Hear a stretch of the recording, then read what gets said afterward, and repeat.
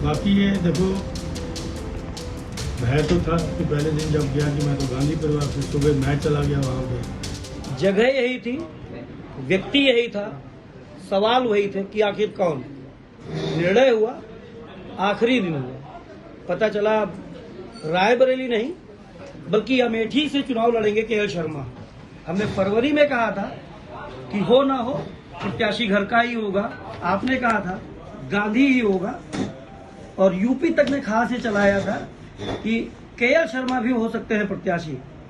खैर चुनाव हुआ, गांधी को हराने वाली स्मृति को 3 गुना वोट से ज्यादा हराया केएल शर्मा ने।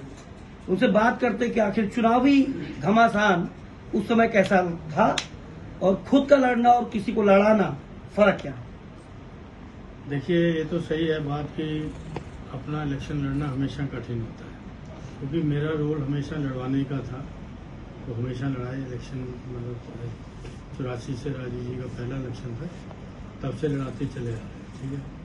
लेकिन ऑल ऑफ सडन जब मेरे को आदेश हुआ पार्टी का, गांधी परिवार का, कि मेरे को लड़ना है, तो थोड़ा सा लगा कठिन। तब भी मैंने उनको आग्रह किया कि आप नॉमिनेशन करिए, जीत का सर्टिफिकेट हम आपको देंगे।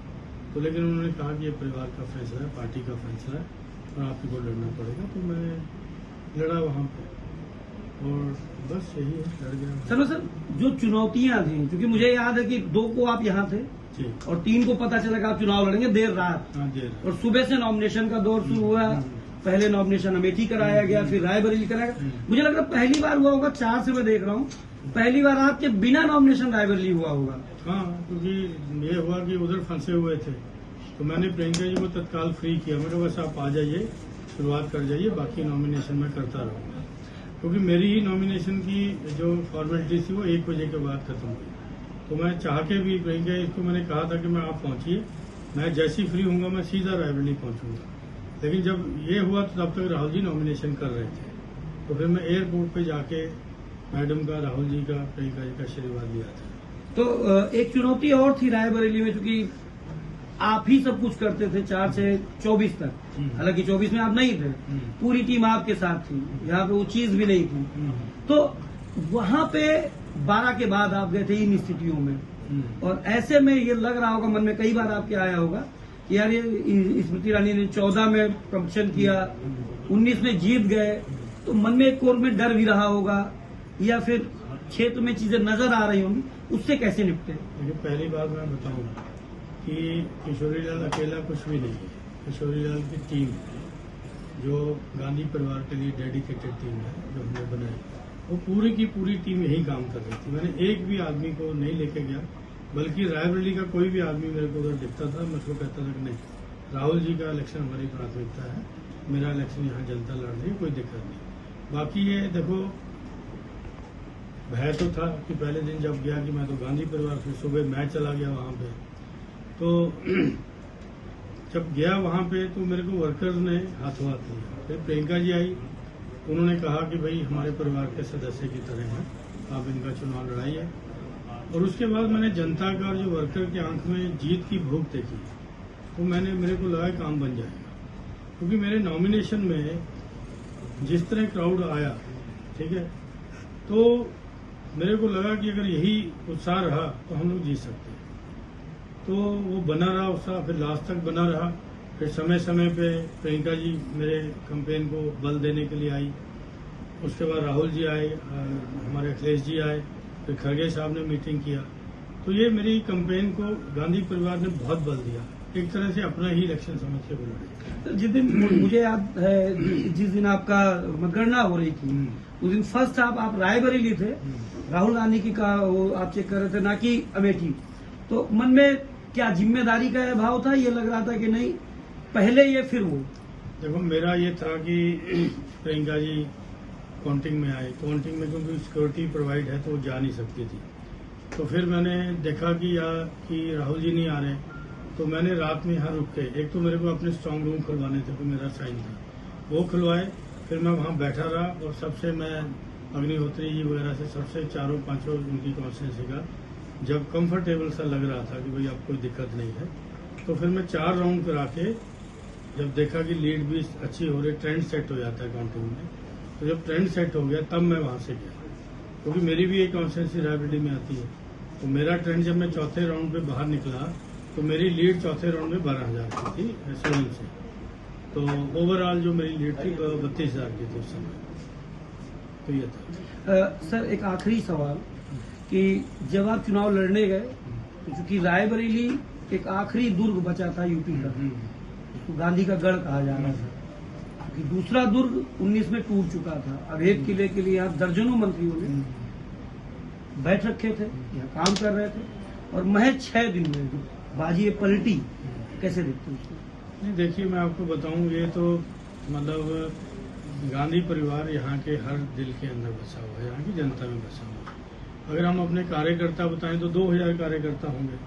2,000 से तो 3,90,000 लीड नहीं आ सकती, क्योंकि जनता ने इलेक्शन लड़ा, हमारे कार्यकर्ता माध्यम बना, उसने बूथ तक लाने में जनता को मदद करी, जनता के अंदर प्रचार किया हमारे कार्यकर्ताओं ने।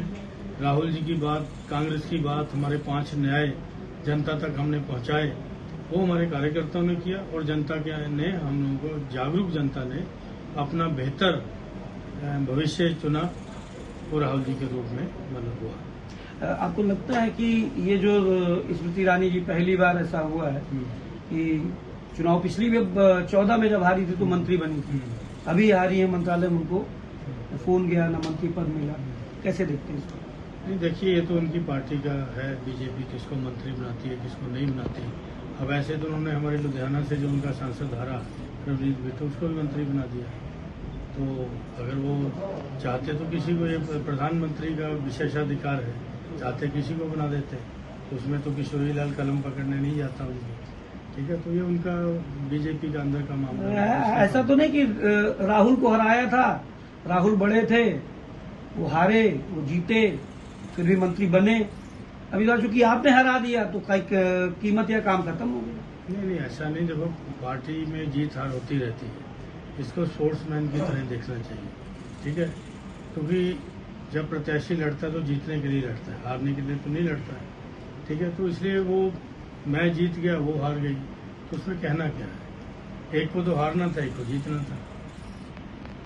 एक आखिरी कि बीते 5 साल बस एक सवाल रहा कि सोनिया गांधी सर्टिफिकेट लेने नहीं आई, और यहां से लेकर दिल्ली तक ये बातें बताई जा रही थी। अब क्या लगता है, राहुल गांधी रायबरेली और केएल शर्मा चूंकि कंटिन्यू आते रहे, और अब केएल शर्मा की एक खुद की जिम्मेदारी अमेठी भी हो गई, तो ऐसे में अब आवागमन कितना बढ़ेगा? देखो, मेरा पहला सवाल है कि सोनिया जी सर्टिफिकेट लेने नहीं आई, तो मैं पूछता हूँ कि नरेंद्र मोदी जी गए क्यों ना सर्टिफिकेट लेने? उनको अपनी पार्टी का भी देख लेना चाहिए कि उनको कि नरेंद्र मोदी जी कितने इलेक्शन लड़े होंगे, जीते होंगे, तो कभी सर्टिफिकेट लेने गए? ये जो व्यवस्था बनाई जाती है इलेक्शन एजेंट, ये इसीलिए बनाई जाती है कि मतलब वो लेता है। तो पहले मैं इलेक्शन एजेंट होता था, मैं लेके जाता था।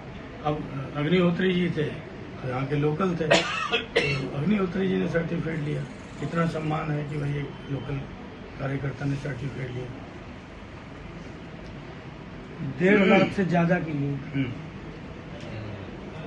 अब आगे क्या सोचेंगे केएल शर्मा क्षेत्र की? देखिए, अगर हमारी गवर्नमेंट बनती तो सोच दूसरी होती। अब हम लोग अपोजिशन में हैं तो लोग, लेकिन जो मेरे निजी संसाधन रहेंगे वो वहाँ की अमेठी की जनता उसको तय करेगी, उसको उपयोग कैसे करना है। वो मेरे मन की बात नहीं होगी, उनके मन की बात होगी। तो लिमिटेड रिसोर्सेज हैं तो लिमिटेड रिसोर्सेज के ऊपर मैं जनता को सौंप दूंगा जो भी मेरे रिसोर्सेज होंगे, क्योंकि मैं तो सांसद निधि जानता हूँ, और उसके अलावा भी कुछ होते हैं जो भी होंगे उनको मैं सौंपूंगा। तो उनकी राय के बिना मैं कोई काम नहीं करूँगा। राजनीतिक पारी की पहली शुरुआत है, पहली बार आप सांसद बने, आपको लगेगा कि आप केवल कांग्रेस के सांसद बन के वहां रहेंगे या अब अमेठी जिले के सांसद बनेंगे? कहने का मतलब कि बीजेपी का कार्यकर्ता उपेक्षित तो नहीं होगा, जो चीजें आपने इस चुनाव में देखी। देखिए, एक बात मैं बता दूं, मैं गांधी परिवार के साथ 40 साल से हूँ। गांधी परिवार जब भी जीत के जाता है, पहला संदेश क्या होता है कि अब यहाँ की सारी जनता मेरी है और मैं सारी जनता का काम करूँगा। उसमें थोड़ा सा हमारे वर्कर नाराज भी हो जाते हैं कभी कभी, लेकिन उनको बताया जाता है कि गांधी परिवार इन छोटी चीज़ों से बहुत ऊपर है। तो मेरा भी यही, मैंने उनसे सीखा है, तो मैं क्या अपने उसके अंदर भी ढालूंगा।